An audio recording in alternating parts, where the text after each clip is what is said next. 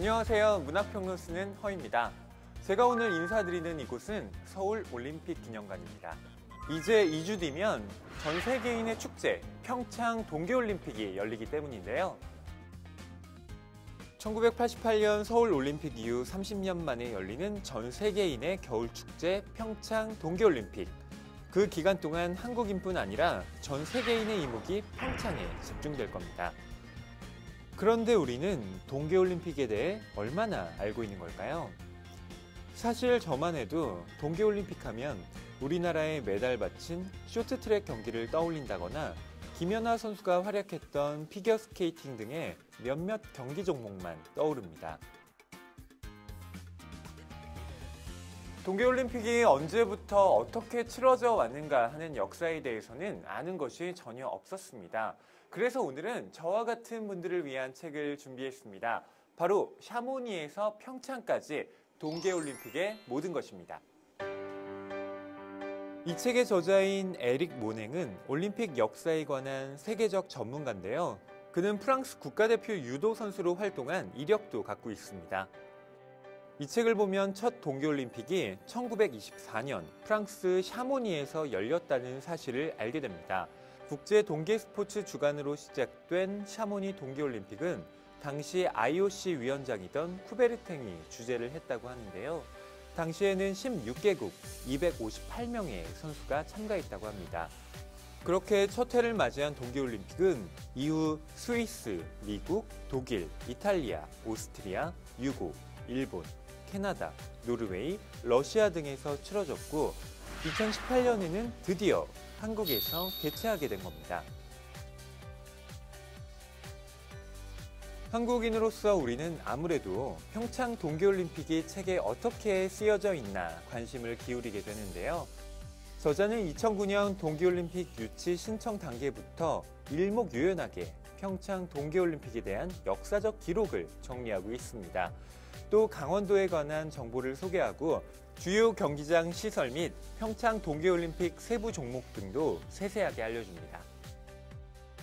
올림픽 마스코트 이야기도 물론 담겨 있습니다.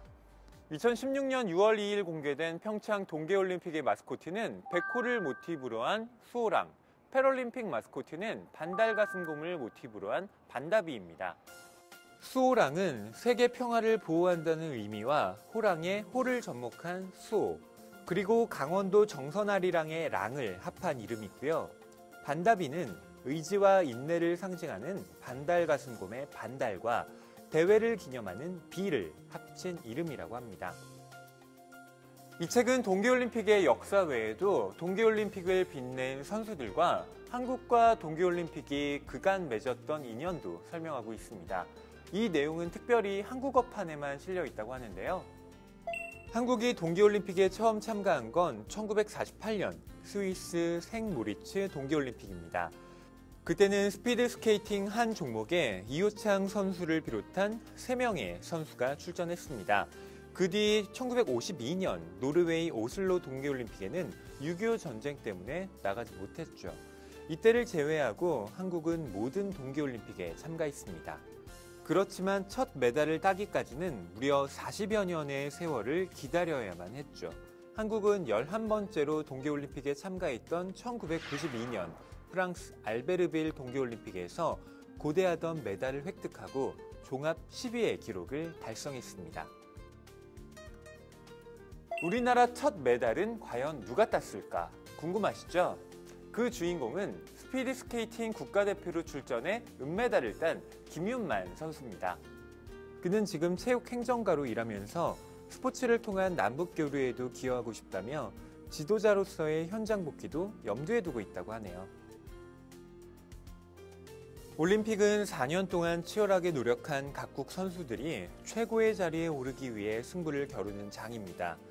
하지만 그 밑바탕에 있는 세계 평화와 인류 화합이라는 올림픽 정신을 결코 잊어서는 안 되겠죠. 경쟁만 있는 것이 아니라 서로에 대한 존중과 배려가 있어 우리는 올림픽 경기를 보면서 감동을 느끼게 됩니다. 이번 평창 동계올림픽은 에릭 모냉의 책을 읽으면서 즐겨보셔도 좋을 것 같습니다.